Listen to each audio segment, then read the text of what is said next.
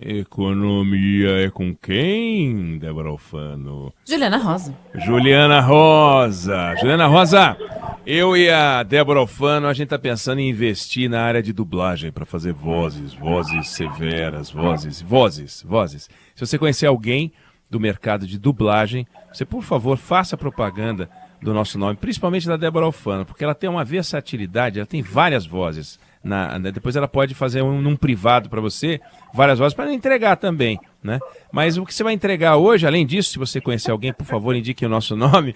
Mas eu quero saber o seguinte: novidades no campo da inflação, novidade boa, num indicador importante, né, Juliana? Conta para nós. Boa tarde, Enéia. Eu não sou tão talentosa aí na dublagem, né? Mas eu sei que você e a Débora são. E é sempre bom ter um bico, né? Assim, na vida, uma renda extra. Um plano B, Exatamente. Né? Plano B, né? Boa tarde para vocês, para o Fábio. Boa tarde para os nossos ouvintes também.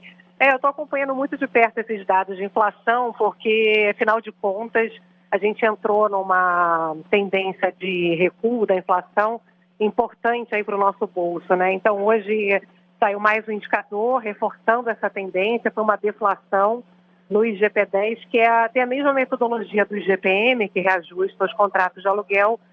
A diferença é o período de coleta, vai até o dia 10 de cada mês. E aqui a gente vê novamente o leite com queda de preço forte, combustíveis, gasolina, diesel, toda a parte de proteína, carne.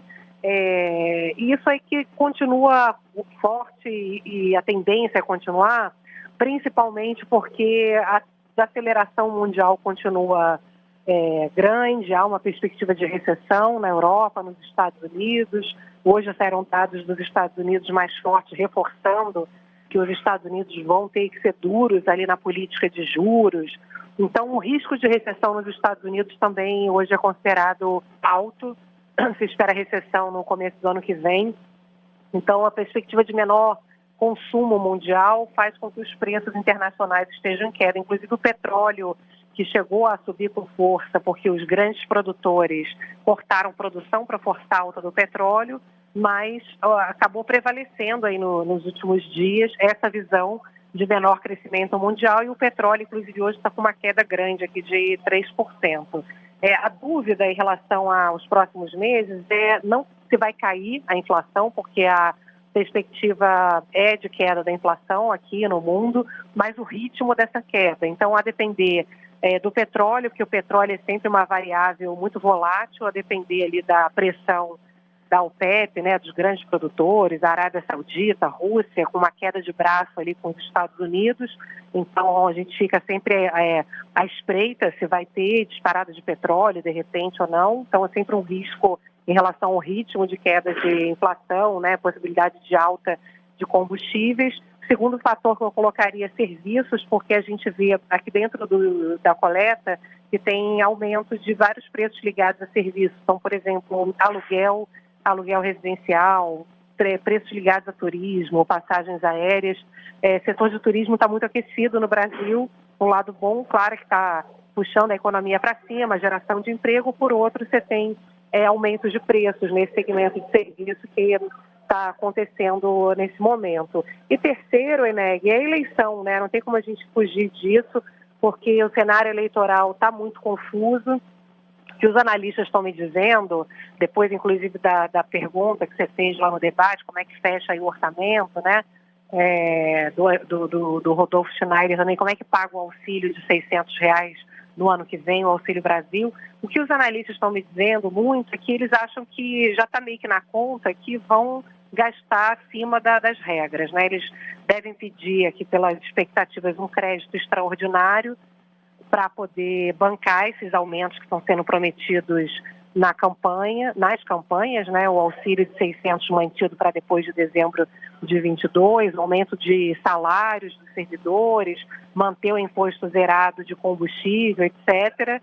E o que acalmaria o mercado financeiro, né? Os empresários, enfim, o ambiente econômico seria, ok, vamos estourar os gastos de forma temporária, um crédito extraordinário com a desculpa de que o mundo está em recessão, mas ao mesmo tempo a gente no meio do caminho vai rediscutir a regra do teto de gastos para colocar uma nova regra no lugar que dê previsibilidade, confiança de comprometimento com a trajetória da dívida do país, né? Que uma coisa meio que aliviaria a tensão da outra.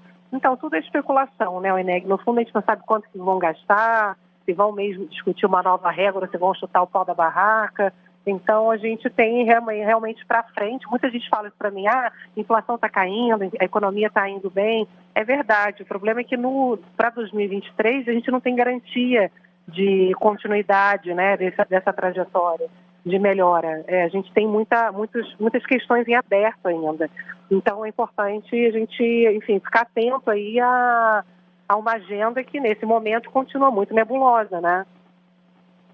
Exatamente isso, precisamos ficar de olho. E essa agenda nebulosa, ela tem que ser desbastada. Temos 2 semanas para provocar e é importante que os candidatos, aos poucos, sejam mais claros naquilo que eles querem fazer, nos compromissos deles, porque é fundamental. Agora, eu só queria fazer uma observação, Juliana. A iniciativa privada, ela não espera o Estado para agir. Se o Estado não der uma satisfação, uma organização, uma linha, as decisões vão ser tomadas do mesmo jeito. Só que as decisões não vão ser saudáveis, né? Vão ser decisões um pouco mais difíceis para o país. Então é muito importante que os governantes, os que já foram eleitos, os que ainda querem ser eleitos, saibam que aquilo que eles dizem é essencial para a tomada de decisão da iniciativa privada e dos investidores, né, Juliana? Exatamente, é o que você falou, ninguém vai... A sensação que você tem é que estão querendo um cheque em branco, né? Quando você não tem um detalhamento do seu plano de governo, da sua agenda econômica, você fica querendo, enfim, tomar decisão, mas o que eu sinto é que tem muitas decisões que estão represadas, decisões de investimentos, que é difícil você tomar a decisão sem saber que regra que vai estar valendo a partir do ano que vem, e dependendo da decisão que for tomada, o setor privado vai reagir, que é o que você falou, de forma positiva ou negativa, mas...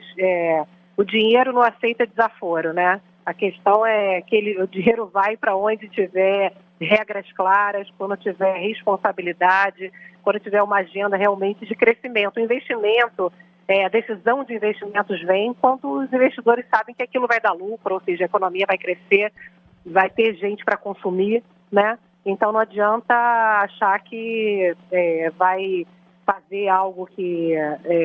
vai ser muito bom para aquilo que a pessoa acredita, né? Mas que não vai fazer com que os investidores privados comprem essa história. Então, a gente está torcendo aí. Eu acho que o que eu sinto muito é que a expectativa, né, é que vai ter responsabilidade, porque ninguém é doido ali para fazer algo que vá ser um tiro no pé, né? Que vai gerar menos crescimento e tal. Então, a gente segue torcendo realmente para que a responsabilidade prevaleça, né? Economia com ela, Juliana Rosa. Se fica aí a observação, se tiver algum amigo de empresa que conheça, que esteja precisando de dubladores, primeiro pensa na Débora Alfano. Aí depois pense em mim também. Qual que ela imita? Qual que é a voz? Faz uma aí, vó. Faz uma voz aí. Não, é mais fácil reconhecer a do Eneg. Faz aquela sua, Eneg, daquele desenho da Disney. É um clássico da Disney. Não, aquele que fala assim, Bela, não vá ao oeste, Bela. Essa eu faço. Posso fazer. Olha. Adorei. Já contratei, eu vou contratar. Valeu, Juliana. A gente volta a falar amanhã. Beijo. Um beijão. Tchau, Ju.